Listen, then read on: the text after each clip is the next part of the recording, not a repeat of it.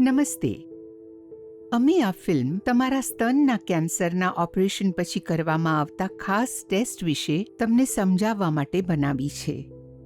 Operation કર્યા પછી ગાંઠના નમૂનાઓ પર વિવિધ ટેસ્ટ કરવામાં આવે છે.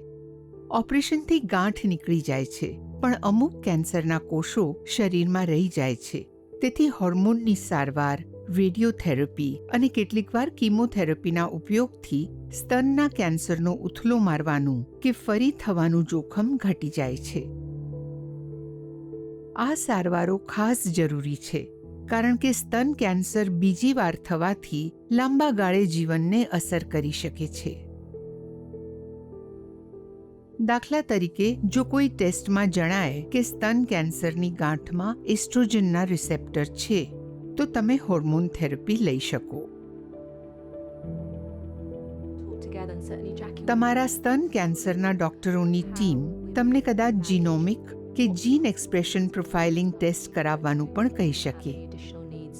સ્તન કેન્સર ધરાવતા હજારો દર્દીઓ પર કરવામાં આવેલ સંશોધન દર્શાવે છે કે આ પ્રકારના ખાસ ટેસ્ટના પરિણામોથી જાણી શકાય છે કે તમારા કેન્સરની સારવારમાં કીમોથેરપીની જરૂર છે કે નહીં.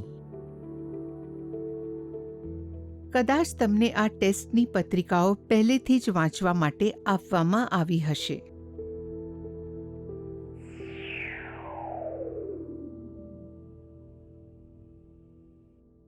કીમોથેરપી એ કેન્સર વિરોધી દવાની સારવાર છે જે કેન્સરના કોષોનો નાશ કરે છે. તે સામાન્ય રીતે કેન્સર સેન્ટરમાં 4 થી 6 મહિના સુધી નસમાં ઇન્ફ્યુઝન દ્વારા આપવામાં આવે છે. આ દવાઓ તૈયાર કરવામાં અને આપવા માટે થોડો સમય લાગે, તેથી લગભગ આખો દિવસ લાગશે. દુર્ભાગ્યે, કીમોથેરપીથી અમુક બીજી અસર પણ થાય છે, કારણ કે તે શરીરના સામાન્ય કોષોનો નાશ કરે છે. ઘણા દર્દીઓને આ સારવાર સરળ લાગે છે, તો અમુક દર્દીઓને ઉબકા, વાળ ખરવા અને થાક જેવી અસરો ખૂબ જ અઘરી લાગે છે. આથી જ અમે માત્ર એવા જ દર્દીઓને કીમોથેરપી આપવા માંગીએ છીએ કે જેમને એની જરૂર હોય અને જેમને એ ફાયદાકારક હોય.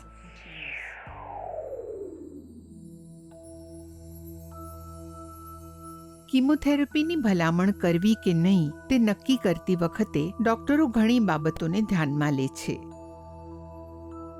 અમુક ડોક્ટર આગામી 10-15 વર્ષમાં તમારું જીવન ટકાવી રાખવાની એકંદર સ્કોર કરવા કમ્પ્યુટર વાપરે છે.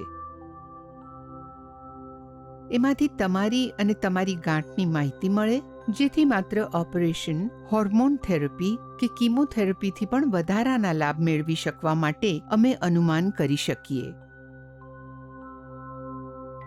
યાદ રાખો કે આ વધારાની સારવારનો મુખ્ય હેતુ બીજી વારના કેન્સરના જોખમને ઓછું કરવાનો છે, કારણ કે તેનાથી લાંબા ગાળે જીવન ઉપર અસર થાય. અમુક સ્તન કેન્સર એવા હોય છે કે જેમાં બીજી વાર થવાનું જોખમ એટલું ઓછું હોય છે કે કીમોથેરપીથી ફાયદો ના થાય અને માત્ર આડઅસરો મળે. જ્યારે અમુક સ્ત્રીઓને મોટી ગાંઠો હોય કે સ્તન કેન્સરનું જોખમ વધુ હોય, તો સ્પષ્ટ છે કે એમને સંભવિત ફાયદાઓ વધુ થાય. જ્યારે ડોક્ટરો તમારા જેવા દર્દીઓની બધી માહિતીઓને જુએ અને તેમાં ફરીવાર થવાનું જોખમ ઓછું દેખાય, તો જીનોમિક કે જીન એક્સપ્રેશન પ્રોફાઇલિંગ ટેસ્ટ ઉપયોગી થઈ શકે.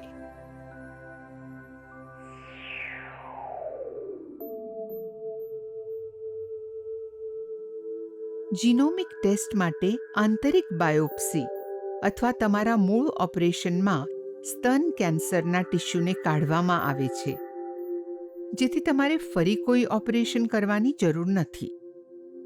ગાંઠના નમૂના લેબોરેટરીમાં મોકલવામાં આવે છે, જ્યાં જીનની વર્તણૂકની તપાસ થાય છે. એ દ્વારા ખબર પડે કે સ્તન કેન્સરના કોષોની વૃદ્ધિ અને ફેલાવાની સંભાવના કેટલી છે. અત્યારે ઘણા જુદી જુદી જાતના જીનોમિક ટેસ્ટ મળે છે, પણ બધા જ ફરીવાર કેન્સર થવાના જોખમોની જ તપાસ કરે છે. કે જેથી કરીને કીમોથેરાપીથી જોખમ ઓછું થઈ શકે કે નહીં તે અનુમાન કરી શકાય. તમારી હોસ્પિટલમાં પ્રોસિગ્ના ટેસ્ટ ઉપયોગમાં લેવાય છે. આ ટેસ્ટ સ્તન કેન્સર કોષોની અંદર રહેલા 50 જુદા જુદા જીનોની તપાસ કરે છે. તમારા ડોક્ટરને આ જીનોની પ્રવૃત્તિનું સ્તર દર્શાવતો રિપોર્ટ મોકલવામાં આવે છે. આ ટેસ્ટના પરિણામોથી ડોક્ટરોને 3 મહત્વપૂર્ણ માહિતી મળે છે. સૌપ્રથમ તમારા કેન્સરનો પ્રકાર અને તેની વર્તણૂક. એ પછી પ્રોસિગ્ના સ્કોર, જે 0 થી 100 વચ્ચેની કોઈ પણ સંખ્યા હોઈ શકે. સામાન્ય ભાષામાં કહીએ તો ઓછા સ્કોર્સ એટલે તમને ફરી કેન્સર થવાની ઓછી શક્યતા, જ્યારે વધુ સ્કોર્સ હોય તો ફરીવાર થવાની શક્યતા વધારે. સૌથી છેલ્લે જોખમની શ્રેણી આવે, એટલે કે આવતા 10 વર્ષોમાં ફરી કેન્સર થવાનું જોખમ ઓછું, મધ્યમ કે ઊંચું છે.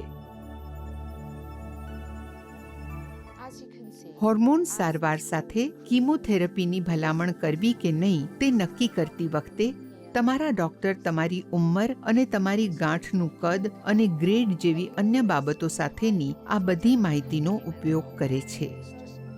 અમુક ડોક્ટરો તમારી સાથે આ પરિણામોની વધુ વિગતવાર ચર્ચા કરવા માટે ગ્રાફ સાથેની પ્રિન્ટઆઉટનો ઉપયોગ કરશે.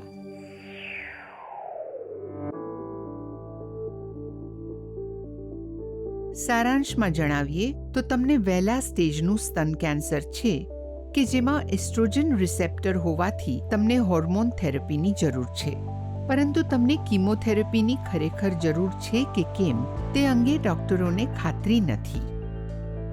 એ માટે ડોક્ટરો તેમની પાસે પહેલેથી જ તમારા ગાંઠના ટિશ્યુના નમૂના વિશિષ્ટ જીનોમિક ટેસ્ટ માટે મોકલે છે.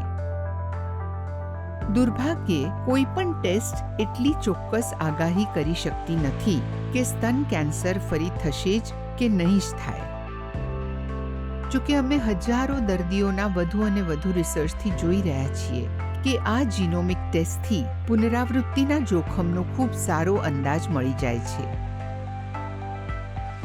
પરિણામ ગમે તે હોય, તમારે તમારી કેન્સર ટીમ સાથે વિકલ્પોની ચર્ચા કરવી મહત્વપૂર્ણ છે. તેઓ તમને કીમોથેરાપીની સંભવિત આડઅસર સામેના સંભવિત ફાયદાઓ અને તમારી સારવારમાં તે ઉપયોગી થશે કે નહીં તે જાણવામાં મદદરૂપ થશે.